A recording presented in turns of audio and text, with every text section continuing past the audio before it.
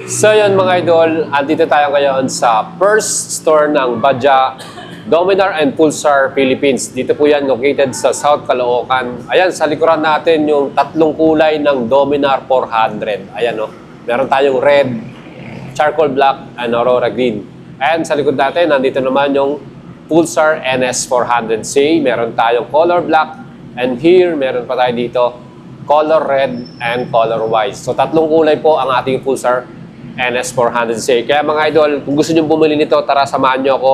Walk around natin. At ano ba yung difference ng dalawang model na to? Pulsar NS 400 at Dominar 400 from Badya Motors Philippines. Yan mga idol. So yan po. First store dito located sa South Caloocan. Kaya mga idol, bibili ba kayo? Tara na, tingnan natin lahat. Alright. So yan guys, nandito tayo sa Badya from Cycle Mart, South Caloocan. Ayan, tingnan natin mga idol na dahil meron tayong showroom ngayon ng Badya Motorcycle Philippines, ano?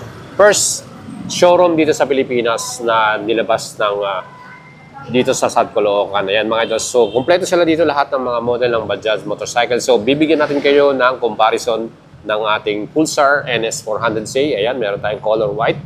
Kita nyo. And meron din tayo ditong color red. Ang forma nitong red natin. And ito namang ating color black na NS 400C mga idol. Ano ba yung kurso natin yung color dyan? Well, nandito naman yung ating comparison natin sa inyo. Ito namang Dominar 400 kung saan meron tayong 3 colors choices. Ito yung Aurora Green. Astig ng green natin. Sa wakas, meron na tayong Aurora Green sa Pilipinas. And syempre ito, alam ko marami nang mayroong ganito, charcoal black, color black. And ito, meron na rin tayong color red, glossy red mga ito, racing red. Perfect. So ito po ang ating mga model from Bajaj Dominar Philippines. Ayan. So mga idol, yung presyo nga pala ng ating Dominar 400, itong green, black at red. Meron tong SRP 208,888 at mag-a-add pa tayo ng 3 years LTO registration fee na 3,000. So magiging total natin yan 211,888. And para naman po sa ating financing, meron din tayong financing na partner. Pwede kayo mag-apply sa atin via installment. So ang ating namang minimum down payment is 66,000. May additional pa yan na 3 years LTO. And meron din tayong monthly payment, 2 years naman. Ang babayaran natin monthly, 9,449. At sa 3 years naman, 7,318 mga idol. Kung pwede po kayo mag-apply sa atin, mag-send message. Kung gusto niyo pong makakuha nitong ating Dominar 400. And mga idol, dito naman sa ating Pulsar NS 400C. Again, tatlong kulay ang pagpipili natin. Meron tayong red, white, at black. So, ang ating namang SRP dito, 199,888 pesos. So, mag-a-add din tayo dito ng 3 years LTO registration fee na 3,000.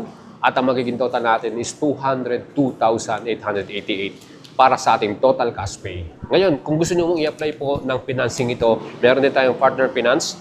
So, meron tayong minimum down payment, 63,966. May additional pa yan na 3 years LTO. And para naman sa ating monthly payment, in 2 years to pay, 9,046 pesos. Kayang-kaya nyo na yan. And 3 years to pay, 7,005 pesos. Kaya mga idol, ang ating advice sa inyo, mag-approve na kayo, mag-apply na kayo dahil malapit na pong i-release to, itong mga model natin. Again, bakit hindi pa siya na-release? Hinihintay pa po ng dealership yung kanyang papers, yung PNP CSR. Yan po yung requirement para may registro natin sa LTO ang mga unit na to. So, without that papers, hindi natin sa marireso. Kaya ang gusto po ng kasa, bago to release, may papers na para mabilis din po yung processing ng ORCR ninyo. Okay ba yun mga idol? So yan, ang ating Pulsar NS 400. Pwede nyo nang i-apply sa atin. Mag-PM lang kayo. Boyet Salabarria mga idol. So yan mga idol, pwede nyo nang mabili to. At again, wait lang natin yung papers niya ma-release. At matik na yan. Lahat ng mga nagpa-reserve, lahat ng mga gustong bumili niyan, cash or financing, may lalabas nyo kagad dyan. Pero as of now, hintayin muna natin yung release ng kanyang papers. Again, mga tatlong kulay, red, charcoal black, at aurora green. So again, tingnan natin yung kanyang specs, no?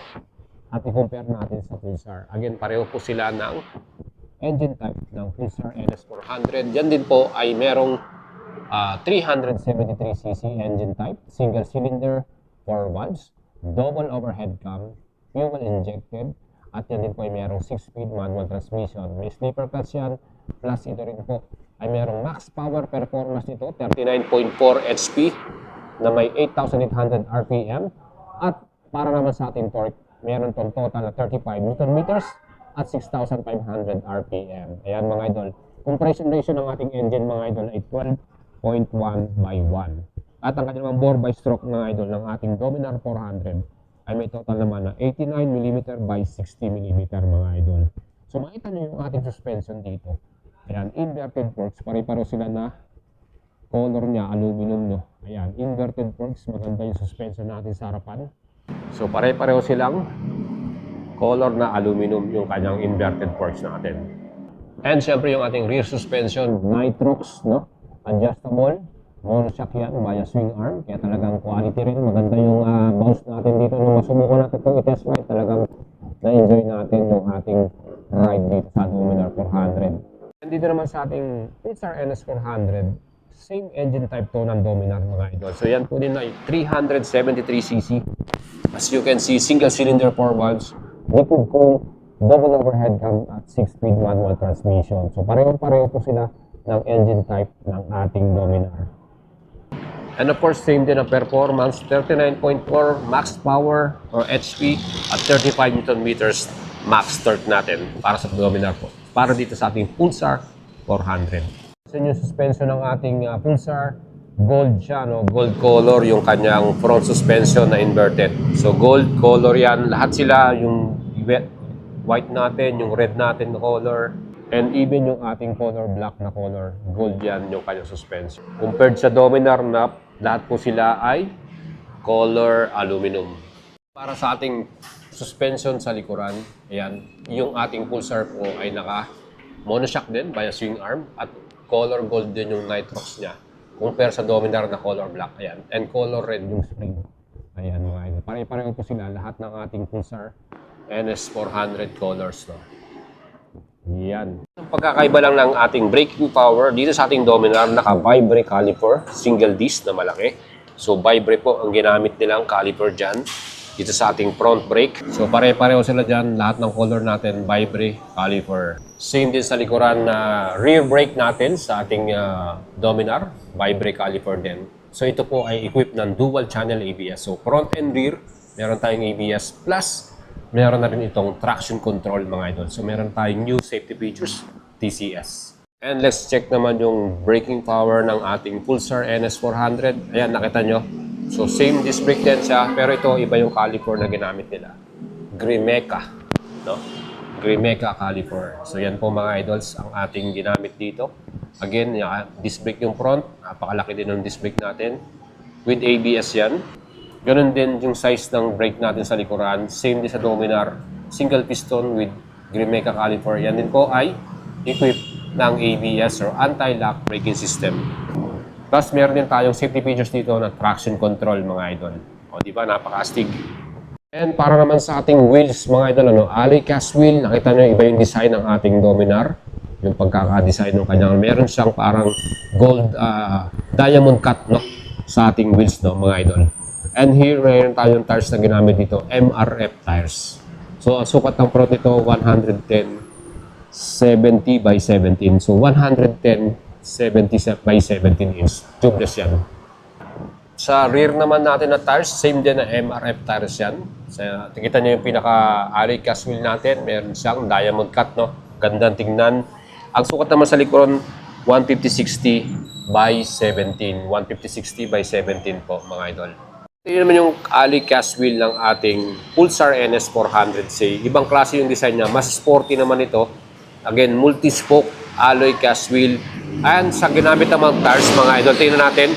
Yan naman po ay Apollo or Alpha H1 tire. So, iba naman yung kanyang brand name. Same din sila ng size ng ating Dominar. 110/70 by 17 inch. Tubeless din ang ating front tire dito, mga idol. And sa likod, ganun din, 150/60 by 17. Same brand ng tire, Apollo. Or ito po ay tubeless din. Kita naman yun, very sporty yung tires niya. No? Maganda yung grip niyan, lalo na sa cornering, mga idol. Yung ginamit natin to talagang solid na solid. Tubeless tires. At nakita nyo yung pinaka-multi-spoke alloy cast wheel. Ano? Ibang klase din, maporma. Sa wheelbase natin yung dimension ng Dominar, mas malaki po siya kaysa sa ating Pulsar NS400. So yan, makikita nyo, ang ating Dominar mas malapad siya, no? Mas malaki versus dito sa ating NS400C na Pulsar. Siyempre ito very Street Fighter design, mas ano siya, mas sporty looks. So ito, ang sukat ng ating Dominar 400 ay 1,453 mm yung kanyang wheelbase. Para naman sa ating Pulsar is 1,344 mm naman. Pagdating sa ground clearance mga idol, mas mataas ang ground clearance ni Pulsar NS400. May total yan ng 165 mm. And sa atin namang Dominar, ang pinaka ground clearance naman yan, 157 mm. Sa seat height naman mga idol, mas mababa ang ating Dominar, 800 mm. Sa atin namang Pulsar ay may sukat na 805 mm. So may difference pala sila, no? Mas sexy to pero mataas ang seat height. Ito naman, mas mataba pero mas mababa ang seat height. Kaya mas komportable tayo dito sa ating Dominar 400 sa height ko, no, na 5'6". And syempre, malaking difference din natin sa bigat, no? Sa total weight ng dalawang model na to. So yung Dominar natin, may total weight yan na 192 kilograms. So ganun siya kabigat mga idol, 192 kilograms. And dito naman sa ating Pulsar NS400C, may bigat naman siya na 174 kilograms mga idol, 174 kilograms.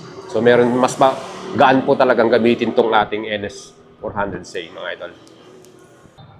Well, makikita nyo naman yung upuan ni NS400C, talagang medyo sexy talaga sa tignan.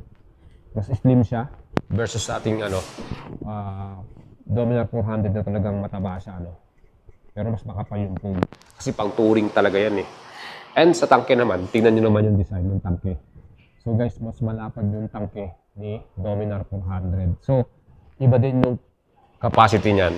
So, ang ating Dominar 400, meron tong 13 liters of gas capacity. And dito naman sa ating Pulsar NS, may capacity ng 12 liters. So, 12 liters po ang ating capacity naman dito. So, tatanong naman natin, sino ang mas matipid sa gas consumption para sa dalawang model na to? Again, siyempre dahil magaan si NS400, mas matipid siya. 32 km per liter yung kanyang average o claim ng badya na fuel consumption. And para naman po sa ating Dominar 400, ang claim naman nila dito na ay 30 km per liter. 30. So yan po yung total na fuel consumption niya. So guys, tingnan naman natin yung kanilang pinaka-panel, no? Yan, makita nyo, pareho din po silang may USB charger. So nakita nyo yung USB charger ni Pulsar, nandito po sa may tabi ng yan, ayan, no? USB Type A na, no? Yan yung kanyang pinaka-panel. Ayan yung pinaka-USB charger. And dito naman sa ating Dominar mga idol, ito naman yung kanyang charger. Nandito sa may tabi lang ng tangke. So, sa tingin nyo, sino yung mas maganda na pagkakalagay ng USB charger? Yun nandun eh, sa pinakaharapan, tabi ng susian. Ito naman nandito sa may tabi ng tangke. Ayan. So, kailangan natin dyan ng cellphone na holder, no? And pagdating sa kanilang handlebar, so bagong ano na to, bagong mga switches. So multi-function switches para sa ating Dominar. Ayan. So meron din tayong hazard dito. So yan guys, yung kanyang sa Dominar natin. And pagdating naman dito sa ating Pulsar, same din sila ng switches na. Pareho na. Ayan, nandun din yung hazard light. Yun. So yan guys. So ano masasabi nyo dyan para sa ating handlebar? Tingin ko, at mas relax po talaga itong ating Dominar kasi mababa yung seat height, tapos medyo upright yung position ng kanyang handlebar, mas perfect. Ito naman, medyo siyempre sporty, medyo mababa na konti. So, talagang sporty ang ating riding stance dyan. So, pagdating sa kanila, ang pinaka, panel, parehong-pareho po sila na digital panel, na merong riding modes na yan. Okay? Same din sila, talagang parehong-pareho sila yan. Riding modes na rin. Ayan mga idol, pareho sila ng panel. And of course, pagdating sa ating headlight, ayan, kita nyo yung headlight ng ating Dominar, no? Ayan, pareho lang sila dyan. So, LED lights lahat yan. Pinaka-headlight design natin, LED. Ayan yung sa ating color green, LED rin yan. Di ba? And sa ating color red, LED. Ito naman yung ating headlight design ng ating Pulsar. Napaka-sporty, no? Ayan, para siyang voltage. Ano tawag doon? Electric bolt, no? Design. Yan, LED talaga yung ilaw natin sa ating Pulsar NS400. Ayan, di ba mga idol? Masasabi nyo dyan, ano mas pogi sa inyo? Pagdating naman sa taillight, yung difference nilang dalawa, so magkaiba rin sila ng design. Pero ito, LED rin yung ating mga signal light at taillight para sa ating Pulsar NS400. Ayan, mga idol. Ganito naman yung kanyang design ng taillight natin para sa ating Dominar 400. Alright. So yung ating namang mga Dominar 400 dahil tuning bike to, meron na siyang mga iba pang accessories na nakalagay dyan, gaya nitong crash guard, and meron na tayong malaking windshield, tapos handguard cover, di ba? And meron na rin tayong bush plate sa ating engine. So perfect, di ba? Mas maganda yung ating Dominar 400. And then meron na rin siyang top box frame. Ayan, yun. Yung top box frame natin. Kita nyo. So yan guys, overall, ano ba yung mas pipiliin ninyo? Ito bang Dominar 400 na mas relax yung rides dahil touring, or itong ating NS400 Pulsar, no? 400C na sporty naman, pang city ride, pang forma, pang daily, no? Napakagaan din. So yan po, ang difference natin dalawa or comparison dito sa Dominar 400 and NS400C. So that's it mga idol, yung ating comparison ng dalawang Bajaj 400cc model dito po sa First Bajaj 3S Shop. Ito po, meron na silang after sale parts dito, hindi na kayo mag-worry about parts ninyo. Meron na silang PMS dito, meron silang technician or mekaniko na naka-ready rito. At kung bibili na kayo ng mga fast-moving parts nila, yung mga madali masira, available na rin dito. Gaya ng mga brake shoe, lahat yan, meron sila dito. Yan ang panginintay nyo mga idols. Kung gusto nyo po yung ating video, don't forget to subscribe sa ating channel. And siyempre, mag-PM na kayo kung gusto nyo mag-apply ng financing nitong ating Dominar 400. Nice! At itong natin nasa sa likuran, ayan mga idol, ang ating Pulsar NS400C. Okay ba yan mga idols? Mag-leave kayo ng comment sa ating video and subscribe sa ating channel.